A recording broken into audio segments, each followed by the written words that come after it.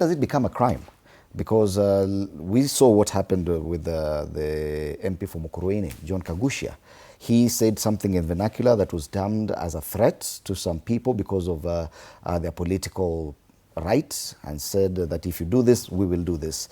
Something similar was said by MP Peter Kaluma, also in vernacular, in Homa Bay, about what we're talking about.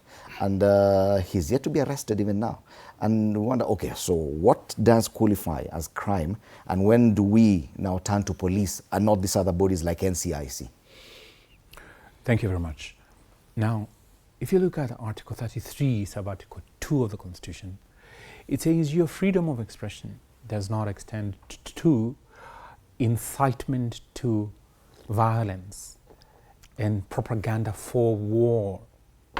If you look at the mandate and the scope of the NCIC, one of it is to curb, investigate, and follow up hate speech and inflammatory rhetoric by anyone. Now, if you see the Penal Code also, by the same token, it criminalizes actions that tend to incite people to violence. And when you listen to what Honorable Kaluma said, it also infringes on people's political rights. The right to express yourself in the political realm is unfettered and unhindered as long as you're in the confines of, you're not spreading hate speech, you're not inciting people to war or propaganda for war, you're not trying to defame anyone. You're allowed, and you're supposed, under Article 91 of the Constitution, within your political realm, your political vehicle, to express yourself. So I see this as the application of double standards, which are unacceptable. In Article 27, sub-Article 1 of the Constitution, everyone has a right to the protection of the law. The protection of the law is like an umbrella, the way the Constitution envisages, that when it's raining out there, when you have attacks to your person, to your property, and to your nation, the law is right there to protect you. And that's why we have all these gamut of laws to protect each and everyone, the weak, the strong, and therefore, under Article 27(4) of the Constitution, sub-Article 4, 27 sub-Article 4, no one is above the law or beneath the law. We're all equal before the law. Now that equality before the law means also that if you're going to arrest so-and-so because of what they have been saying and doing, they are on the other side of the political divide, and someone on this political side of the political divide does say or utter the same thing, then you're supposed to take the same measure that you took on the other side in faithfulness to that particular edict of equality before the law.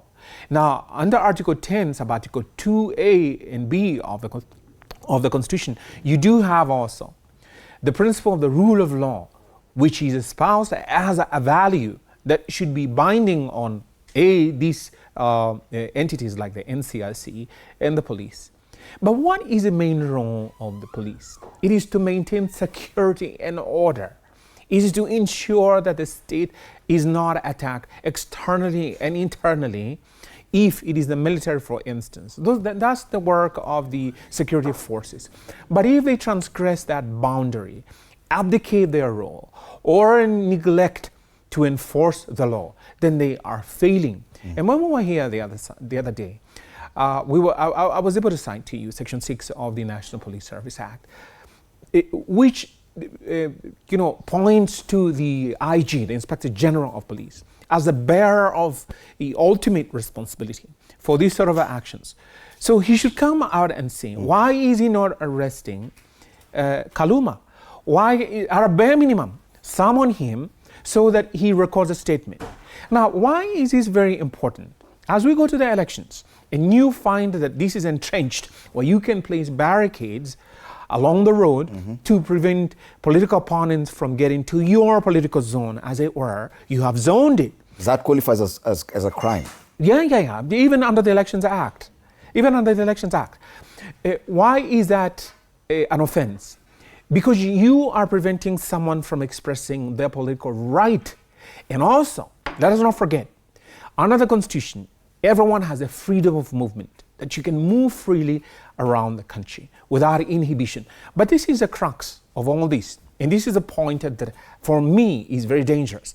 And all Kenyans should mull over this. Now, if you blockade people on the other political divide from accessing your zone that you have zoned, and you call it your political domain, as it were, the way Kaluma was doing to stop the Linda Mwananchi faction of OGM from accessing that, what are you telling me during the election you would do? You will zone off these other so-called opponents so that they do not observe the conduct of the election, which means you can conduct and engage in ballot stuffing.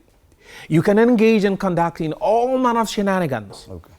And you can steal votes and stuff ballots without the observers from outside. Okay. And more importantly, the agents that are by law supposed to be there to ensure a transparent, a free and a fair election. Okay. So that to me is a danger, much more poignant, much more significant to ensure that we don't get there. And it is nipped in the bud at this very stage, because you will hear zoning. You can't come here.